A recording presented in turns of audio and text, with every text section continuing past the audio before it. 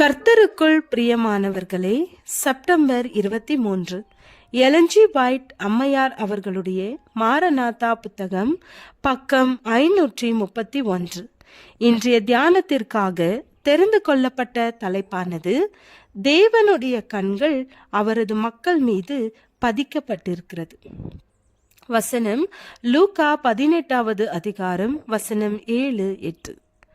அந்தபடியே தேவன் தம்மை நோக்கி இரவும் பகலும் கூப்பிடுகிறவர்களாகிய தம்மால் தெரிந்து கொள்ளப்பட்டவர்களின் விஷயத்தில் நீடிய பொறுமையுள்ளவராயிருந்து அவர்களுக்கு நியாயம் செய்யாமல் இருப்பாரோ?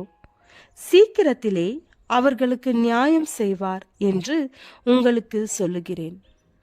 இக்கட்டு காலத்திலே பயத்தாலும் வேதனையாலும் அலைக்கழிக்கப்படும் பொழுது அறிக்கை செய்யப்படாத பாவத்தோடு இருப்பார்களேயானால் சோதனைகளில் விழுந்து விடுவார்கள். நம்பிக்கை இழந்து விசுவாசத்தை விட்டு விடுவார்கள். விடுதலைக்காக ஆண்டவரிடத்திலே விண்ணப்பம் செய்யும் நம்பிக்கை அவர்களுக்கு இல்லாமற் போய்விடும். ஆனால் தங்களுடைய தகுதியற்ற நிலையை குறித்து ஒரு ஆழ்ந்த உணர்வு அவர்களுக்கு இருக்கும்போது வெளிப்படுத்தத்தக்கதான அளவிற்கு மறைக்கப்பட்ட தவறுகள் அவர்களிடத்தில் இருக்காது. நியாய தீர்ப்பிற்கு முன்னரே அவர்களது பாவங்கள் அழிக்கப்பட்டுவிட்டன. அவைகளை அவர்கள் நினைவிற்கு கூட கொண்டு வர முடியாது. கிறிஸ்தவர்கள் என்று தங்களை அழைத்து கொண்டவர்கள் ஆயத்தமில்லாதவர்களாக அந்த கடைசி பயங்கரமான போராட்டத்திற்குள் பிரவேசிக்கிற போது நம்பிக்கை இழந்தவர்களாக வேதனையோடு தங்கள் பாவங்களை அறிக்கையிடுவார்கள். துன்மார்க்கரோ அவர்கள் படும் வேதனைகளை குறித்து எக்களிப்பார்கள். வஞ்சிக்கப்பட்டு சோதிக்கப்பட்டு பாவத்திற்குள்ளாக செல்லத்தக்கதாக ஏமாற்றப்பட்டவர்கள் உண்மையான பாவ அறிக்கையோடு அவரிடத்தில் திரும்புவார்களானால் அவர்களை அவர் தள்ளமாட்டார் என்பதற்கு யாக்கோபின் வரலாறு ஒரு நிச்சயத்தை கொடுக்கக்கூடியதாக இருக்கிறது. இந்த மக்களை அழித்து போட சாத்தான் வகை தேடும் போது அத்தகைய ஆபத்து வேளையிலே அவர்களை பாதுகாத்து தேற்றுவதற்காக தேவன் தம்முடைய தூதர்களை அனுப்புவார். சாத்தானுடைய தாக்குதல்கள் மூர்க்கமானதாகவும் திட்டமிட்டப்படத்தக்கதாகவும் அவனது வஞ்சகங்கள் பயங்கரமானதாயிருக்கும்.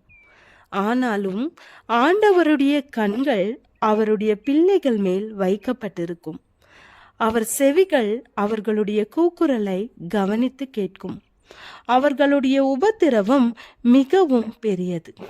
அவர்களை சுற்றி எரிகிற அக்கினி அவர்களை முழுவதும் எரித்து போடுவதைப் போல தோன்றும்.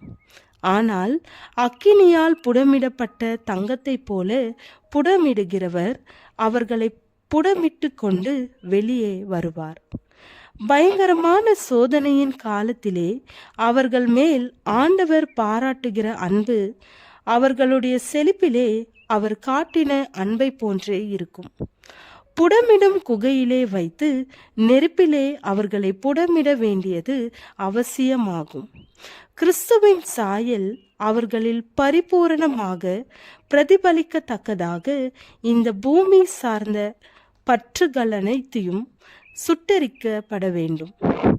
சுயம் அவர்களை விட்டு போக வேண்டும்.